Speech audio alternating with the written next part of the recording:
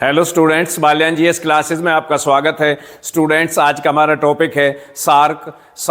South Asian Association for Regional Cooperation का संक्षिप्त रूप है तथा हिंदी में इसे दक्षेस भी कहते हैं। दक्षेस की फुल फॉर्म हिंदी में दक्षिण एशियाई क्षेत्रीय सहयोग संगठन होती है। सार्क का गठन 8 दिसंबर 1985 को दक्षिण एशिया के 7 देशों ने मिलकर किया था, परंतु वर्तमान में सार्क के सदस्यों की संख्या 8 है। 2007 में नई दिल्ली में सार्क के 14वें शिखर सम्मेलन में अफगानिस्तान को सार्क का 8वां सदस्य बनाया गया था।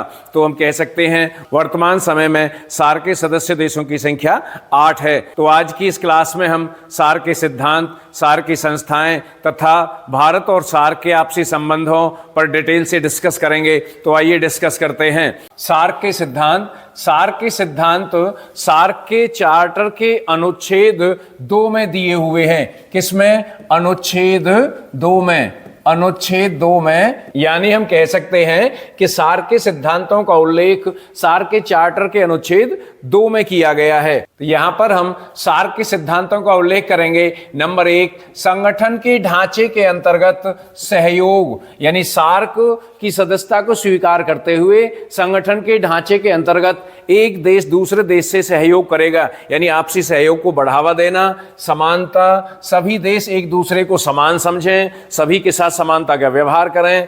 क्षेत्रीय अखंडता, सभी देश एक दूसरे देश की क्षेत्रीय अखंडता का मान सम्मान करेंगे, क्षेत्रीय अखंडता बनाए रखेंगे।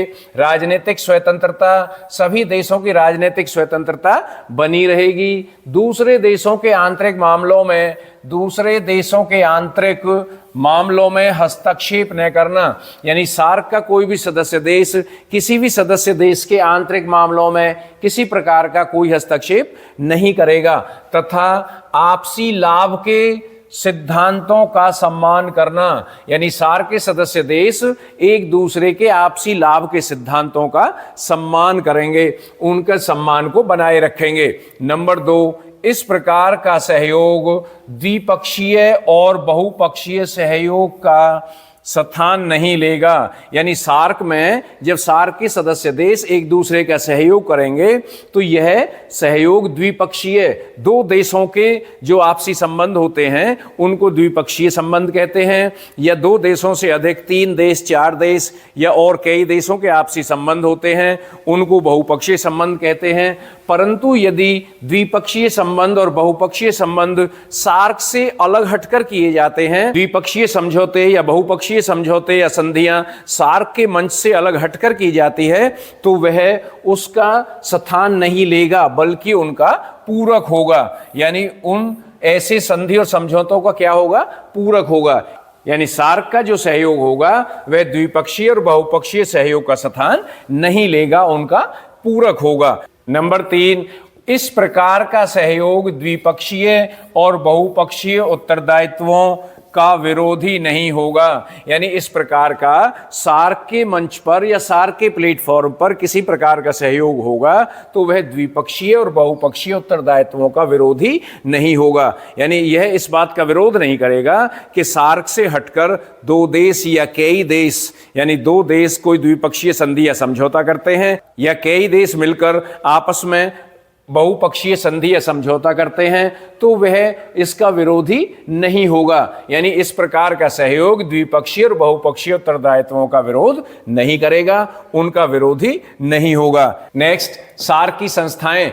इसके अंतर्गत हम सार्क की सभी संस्थाओं का यहां पर अध्ययन करेंगे, जिनमें सबसे पहला है शिखर सम्मेलन। शिखर सम्मेलन का उल्लेख सार्क के चार्टर के अनुच्छेद, यानी सार्क के चार्टर के अनुच्छेद 3 में दिया हुआ है। किस में दिया हुआ है? 3 में शिखर सम्मेलन का उल्लेख किया गया है। तो शिखर सम्मेलन से तात्पर्य यहां पर सार्क के सभी सदस्य देशों के राष्ट्राध्यक्ष या शासन अध्यक्षों से होता है। जब सार्क के शासन अध्यक्ष या राष्ट्राध्यक्षों का सम्मेलन होगा तो वह सम्मेलन शिखर सम्मेलन कहलाएगा। सार्क का शिखर सम्मेलन वर्ष में एक बार होता है। तो मैं आपको यहां पर बता दूं कि सार्क का पहला शिखर सम्मेलन 7-8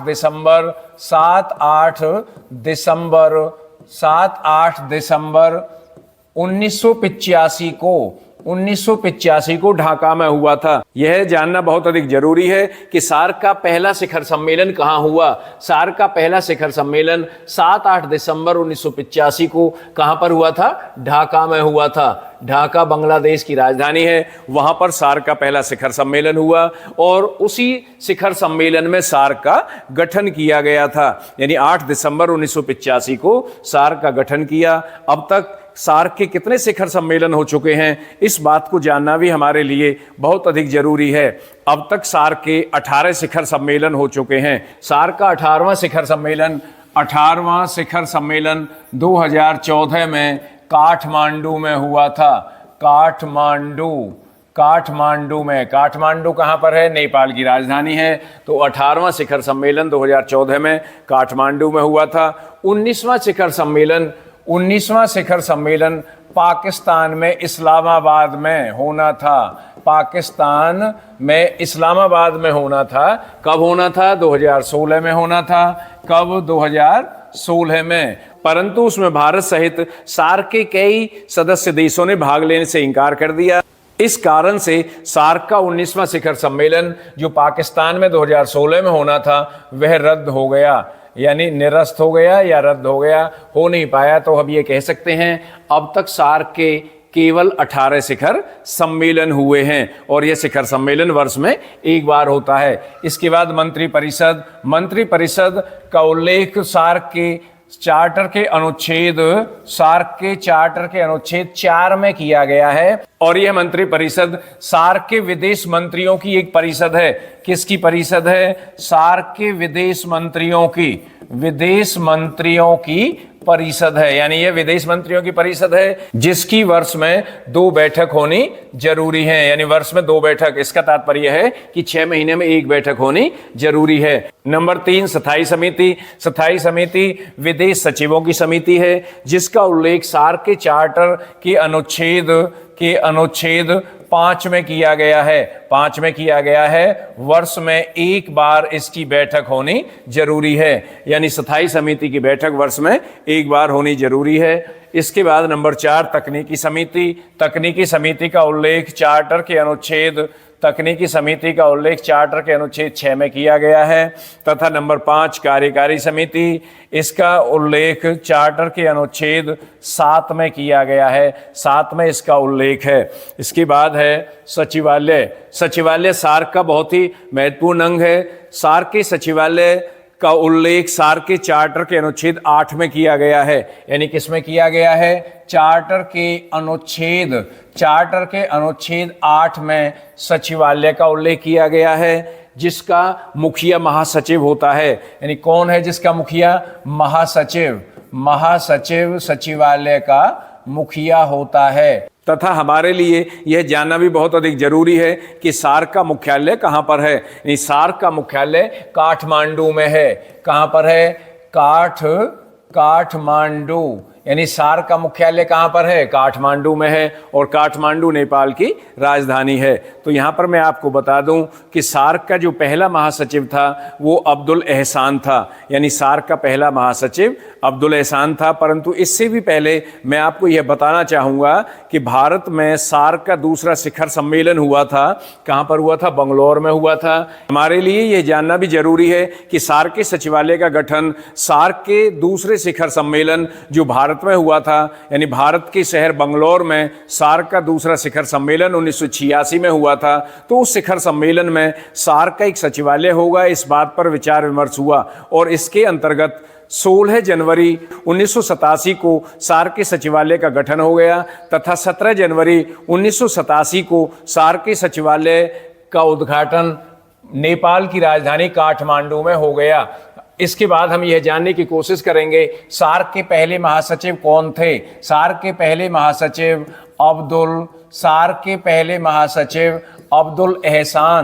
अब्दुल एहसान थे। यानी अब्दुल एहसान किस देश के थे? बांग्लादेश।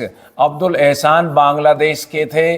अब्दुल एहसान बांग्लादेश के निवासी थे और सार्क के पहले महासचिव थे जिनका कार्यकाल 1987 से 1989 तक था। 1989 1989 तक था। इसका हम ये कह सकते हैं कि जब से सार्क के सचिवालय का गठन हुआ था तभी से लेकर 1989 तक पहले महासचिव अब्दुल एहसान महासचिव के पद पर रहे हैं। मैं आपको यह भी बताना चाहूंगा कि अब तक सार्क के कितने महासचिव बन चुके हैं। तो अब तक सार्क के 15 महासचिव हो चुके हैं। कितने? 15। और 15वें महासचिव भी बांग्लादेश के ही हैं। कहाँ पर, किस देश के हैं? बांग्लादेश। यानी 15वें महासचिव भी बांग्लादेश के हैं, जिनका नाम है गुलाम सरवर। गुलाम सरवर इनका नाम है। यानी वर्तमान समय में सार्क के महासचिव गुलाम सरवर हैं। गुलाम सरवर सार्क के 15वें महासचिव कब बने?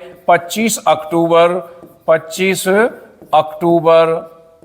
अक्टूबर 2023 को, जिनका कार्यकाल अभी भी चल रहा है। ये वर्तमान समय में सार्क के 15वें महासचिव हैं। यहाँ पर सार्क के वित्तीय प्रावधानों के बारे में जानना बहुत अधिक जरूरी है कि सार्क के काम को सुचारू रूप से चलाने के लिए तथा सार्क के कर्मचारियों को वेतन आदि देने के लिए वित्त का प्रबंध किस तरह से किया जाता है। तो मैं आपको यह बता दूं कि सार्क के वित्त का प्रबंध सार्क के सदस्य देशों के योगदान से ही किया जाता है। और सार्क के सदस्यों का सार्क में जो धनराशि दी जाती है, जो योगदान दिया जाता है, वह पूर्णतः ऐच्छिक योगदान है, यानी उसकी इच्छा पर निर्भर करता है। परंतु यहाँ पर यह जानना जरूरी है कि इस बात का निर्णय कैसे किया जाएगा कि सार्क में किस देश का योगदान क्या होगा। इसके लिए एक तकनीकी समिति बनाई हुई है, जिसकी सिफारिशों के आधार पर सार्क के सदस्यों का योगदान तय किया जाता है। यहाँ पर मैं आपको यह भी बता दूं कि भारत की तरफ से 32% योगदान सार्क में दिया जाता है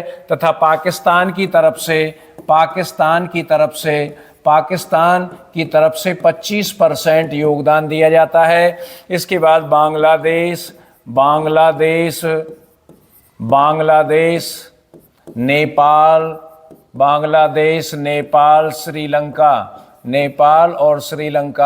श्रीलंका का योगदान 11% है। ये तीनों देश 11% योगदान सार्क के वित्तीय प्रावधानों में या सार्क के वित्तीय प्रबंध में देते हैं। इसके बाद भूटान और मालदीव का 5% वित्तीय प्रबंध में योगदान है। यानी भूटान और मालदीव का योगदान 5% है। यानी वो 5% वित्तीय प्रबंध में अपना योगदान देते हैं। इसके बाद सार्क और भारत, यानी भारत और सार्क के आपसी संबंध किस प्रकार के हैं या भारत की सार्क में क्या भूमिका रही है। तो सबसे पहले तो मैं आपको बता दूं कि सार्क के मंचों पर भारत एक बड़े भाई की भूमिका निभाता आया है तथा भारत का सार्क के प्रति हमेशा ही सहयोगात्मक रवैया रहा है। यानी भारत ने हमेशा ही सार्क का सहयोग किया है।